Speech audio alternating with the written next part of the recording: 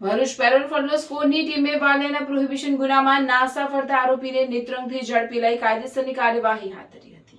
ભરૂચ જિલ્લામાં પેરોલ અને ફરલું જમ્પ કરી નાસ્તા ફરતા આરોપીઓને પકડવા માટે જિલ્લા પોલીસ દ્વારા વિશેષ અભિયાન હાથ ધરવામાં આવ્યું છે। આ કામગીરી અંતર્ગત પેરોલ ફરલો સ્કોરની ટીમને સતત વોચ રાખવા અને અસરકારક કામગીરી કરવા સૂચના આપવામાં આવી હતી।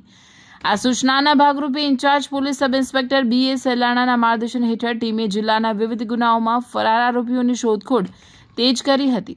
પોલીસ તપાસ દરમિયાન વાલિયા પોલીસ સ્ટેશનના પ્રોહિબિશનના ગુનામાં નાસ્તા ફરતા લિસ્ટેડ આરોપી દિલીપ મોતીસિંહ વસાવા પોતાના ઘરે આવ્યો હોવાની બાતમી મળી હતી।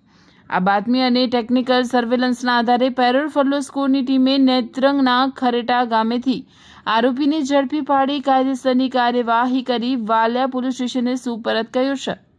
39 વર્ષીય આરોપીનો અગાઉ પણ પ્રોહિબિશનના ગુનાઓનો લાંબો ઇતિહાસ રહ્યો છે। આ ગુનાની વિગત તપાસતા જાણવા મળ્યું કે ગત 16/11/2025ના રોજ વાલિયા તાલુકાના મોખડી ગામે ટેકરી ફળિયામાં બનાવ બન્યો હતો। આરોપી સંજયભાઈ ધીરુભાઈ વસાવાએ ટ્રક નંબર GJ16X 7047માં ગેરકાયદેસર રીતે ભારતીય બનાવટની વિદેશી દારૂની બોટલો અને બિયરના ટીન ભરીને ખાડી પાસેના રસ્તે સંતાડી રાખ્યા હતા।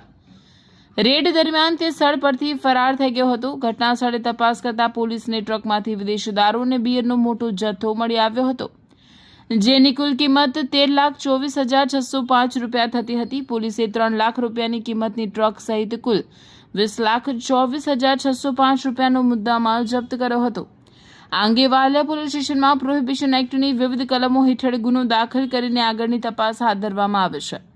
પેરોલ ફરલો સ્કોરની પોલીસનું આ ટીમવર્ક અને સતર્કતાના કારણે લાંબા સમયથી ફરાર રહેલા આરોપીને જેલના સળિયા પાછળ ધકેલવામાં ભરૂચ પોલીસને સફળતા મળી છે, જે ગુનાખોરી ડામવા માટે પોલીસની મક્કમ નેમ દર્શાવે છે।